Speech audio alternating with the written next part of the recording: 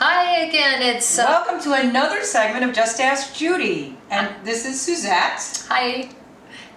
And we're going to be talking about what today? Today we're talking about my favorite ferment at home that I love to do. It smells so good in here, you guys. We should have smell-o-vision because it's just delish. And this is just inspired me to write this book called Sasha and Sheila. And it's on Amazon, super cheap right now. Have no idea why it's so cheap, but it does have the recipe that we're doing today in the back of the book.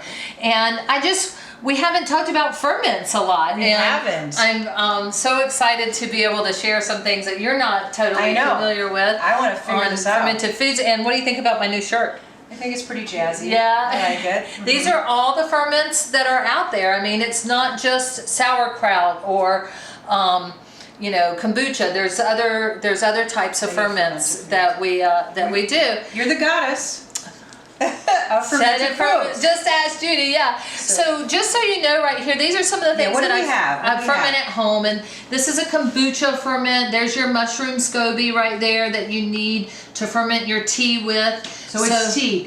This is tea. Kombucha is always tea. That's right. Is it green tea, black tea? It can be both, a blend of both, one or the other. But you definitely need that SCOBY, which stands for symbiotic culture of bacteria and yeast, to ferment the tea. These right here is fermented. It's garlic and honey.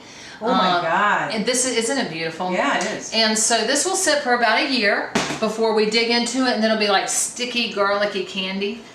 This is fermented garlic. Garlic, as you know, is a super herb, and we just love garlic.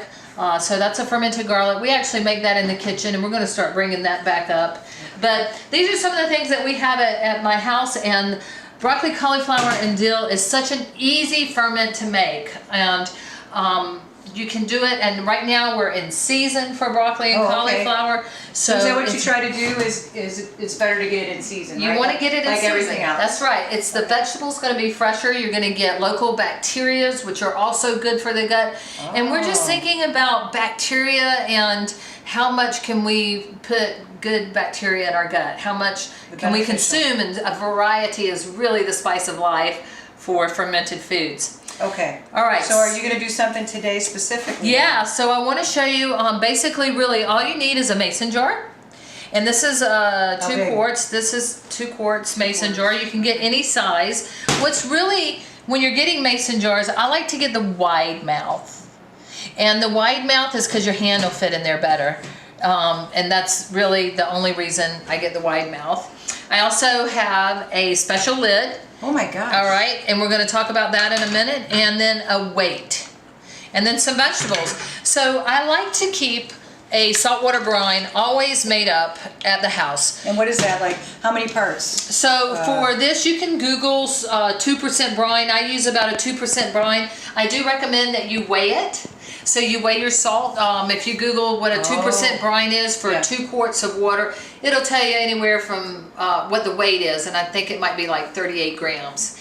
Okay. And equals around 3 to 5 tablespoons of salt, but it's best to weigh it because salt weighs differently. And salt, what kind of salt? I like to use Himalayan pink salt because there's so many minerals in it, and this is a great Because you don't want to use table salt, That's right. It's been iodinized and processed, so we don't want anything processed. We do like the minerals in it, and we do like the fact that this comes from Utah. Oh, okay. All right, so it's not overseas.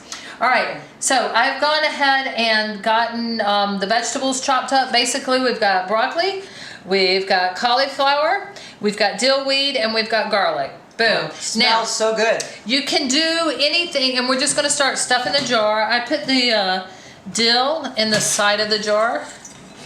Go ahead and put that in first and just stuff that on the side. And then just layer your veggies in there. Make sure you get your garlic in there.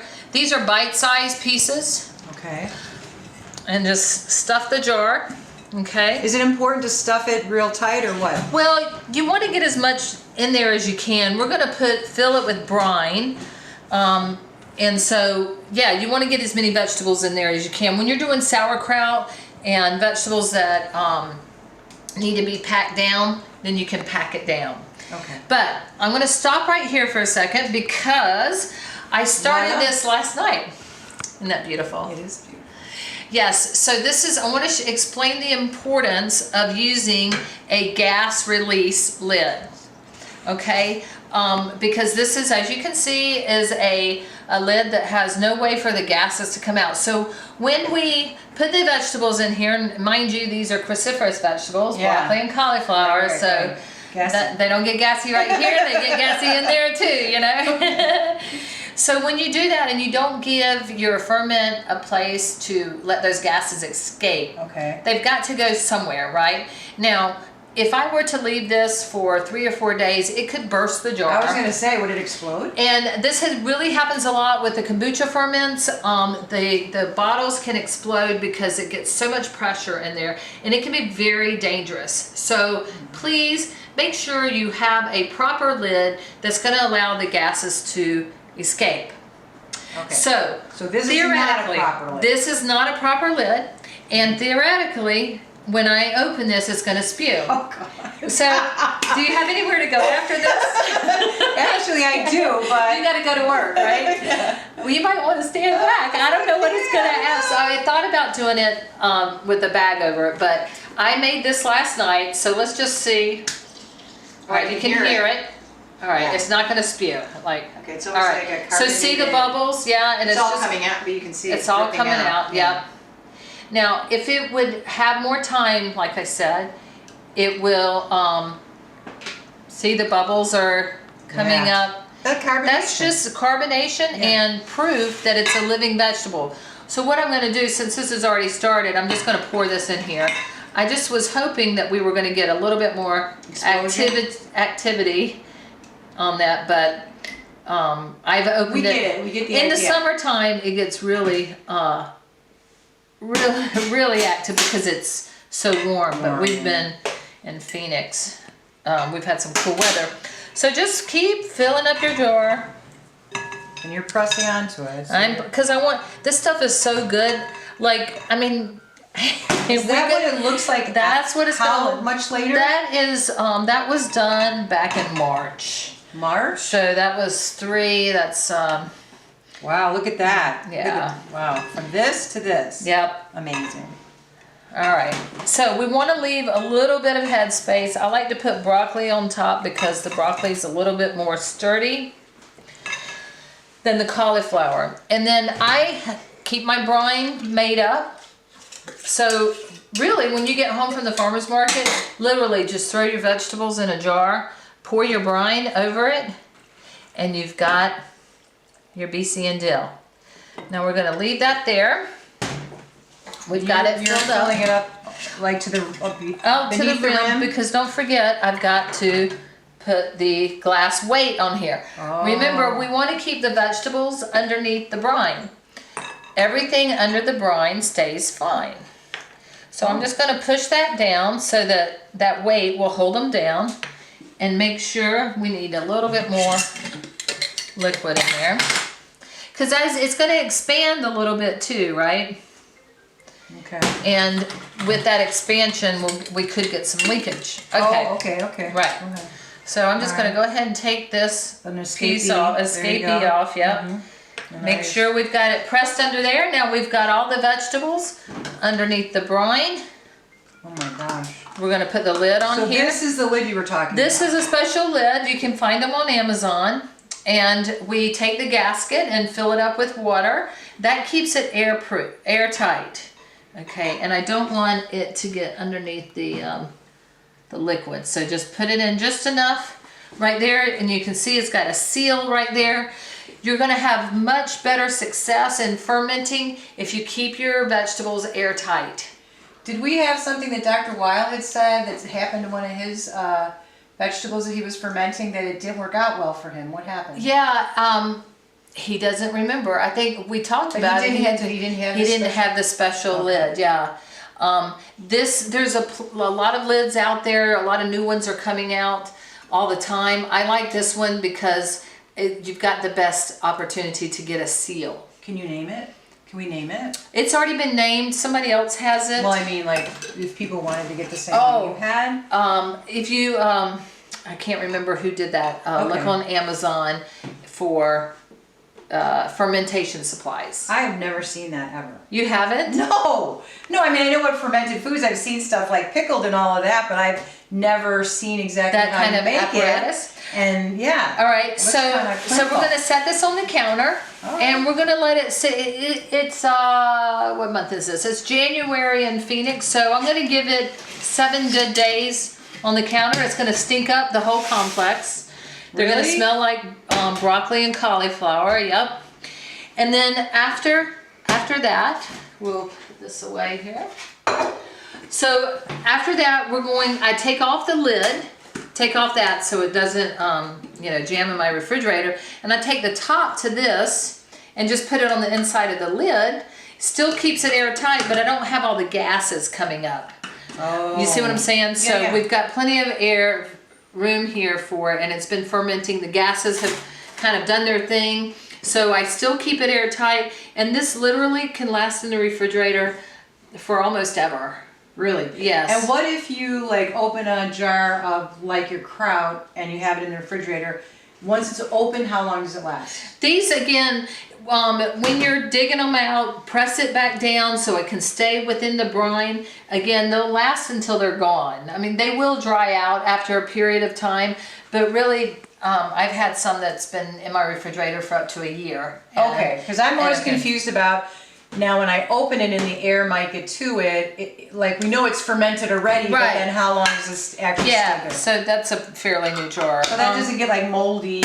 If it gets moldy, then scrape it off and throw all it good away. I stuff. mean, yeah, Okay. I can't It's say. like cheese, sometimes we do that. Yeah. Okay, I gotcha, Never use black mold. Never scrape off black mold. But it's like you said, like a piece of cheese. Okay. All right, so let's just talk about the probiotic benefit, because that's what we wanted to talk about today with fermented vegetables.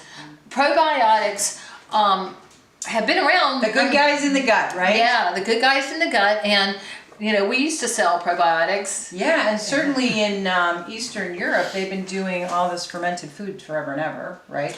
This Yes. is a very big tradition. Well, I think they knew that fermented foods had these healing properties because they And they gave didn't have Captain Cook refrigeration either, the right?